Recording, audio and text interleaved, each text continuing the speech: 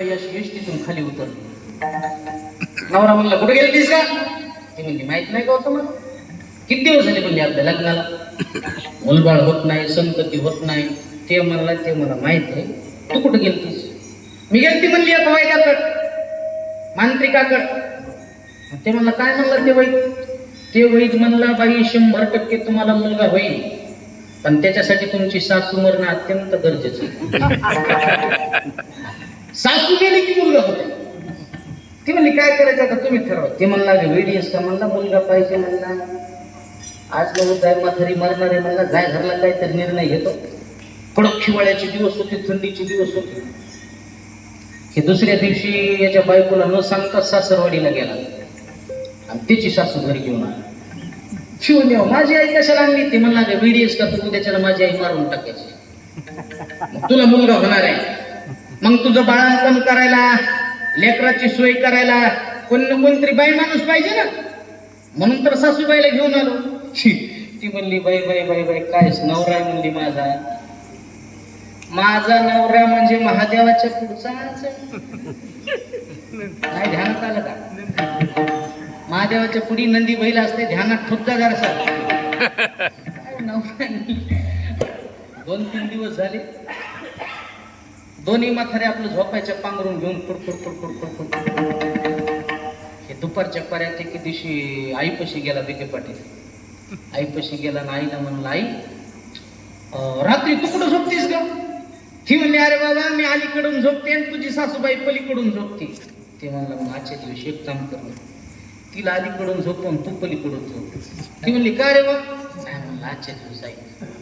दोन्ही म्हाताऱ्या जागा बदलून झोपल्या. हिच्या जागी ती झोपली, तिच्या जागी ही झोपली. दोघीनं असं पांघरून घेतलं आणि आता रात्रीचे बरोबर किती वाजले? तुमच्या इकडे हे असे कार्यक्रम ह्या टायमाला करतात का? 12 वाजले म्हणली. मोठाची मोठा दगड घेतला, चल म्हणला. ह्याच्या आईच्या जागी तिची आई झोपली होती. हे लटकच म्हणला एकदा चेहरा उघडून बघ म्हणला. पुन्हा म्हातारीचा चेहरा सुद्धा तुला बघाय भेटायचा नाही. ती म्हणली थोबाड बघायची इच्छा नाही, टाका धोंडा. धोंडा टाकला, म्हातारी मेली, पोत्यात भरली. गावाच्या कडीला नदी होती, नदीत नेऊन टाकली म्हातारी. इतकी खुश झाली ती, इतका आनंद झाला. म्हातारी मेली ना, इतकी खुश झाली. ती तर खुश झाली, पण हे बी खुश झाला. ती म्हणली याची आई मेली म्हणून मला आनंद झाला, याला कशाचा आनंद झाला? असं लगीन लोकांचं नाचता येड्या ढोक्याचं म्हणली, याला कशाचा आनंद झाला? हा ते म्हणली नवरा घोळसर आहे. 2 जण घरला आले. रात्रभर तिला झोप येण्या. पहाट 3 वाजता तुटली.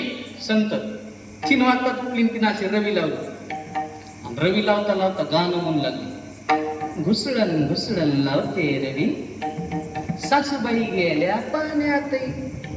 हे मनातली मनात म्हणला थांब जरासं दिवस निघू दे म्हणला. खरं कळालं नाही किंवा बीपी लो झाला तर मला इच्छा. पण इथं सुरू घुसडण घुसडण लावते रवी, सासूबाई गेल्या पाण्यात. हे बी पहाट लवकरच गाईची धार काढायला उठला. पाण्याची कास ती थाप काशीवर मारली. यानं बी गाणं सुरू केलं.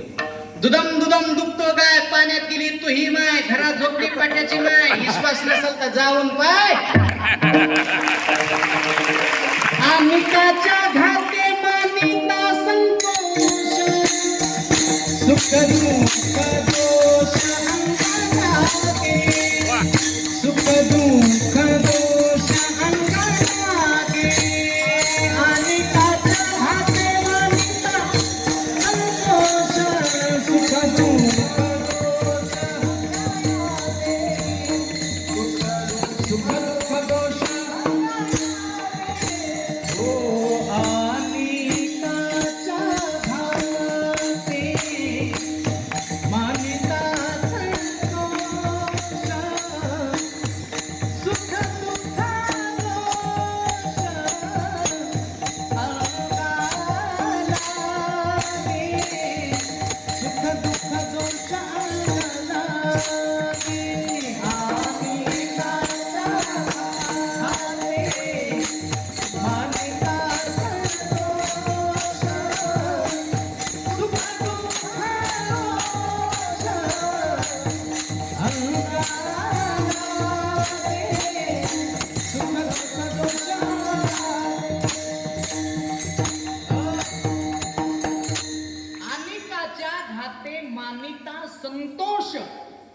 सुख दुःख दोष अंगा लागे. याच्यातून एकच शिकायचं, दुसऱ्याचं वाटोळ करायला ज्या दिवशी जातो, दुसऱ्याच्या दुःखामध्ये ज्या दिवशी आनंद व्यक्त करतो, त्या दिवशी आपल्या सुद्धा दुःख आल्याशिवाय राहणार नाही. विठ्ठल विठ्ठल.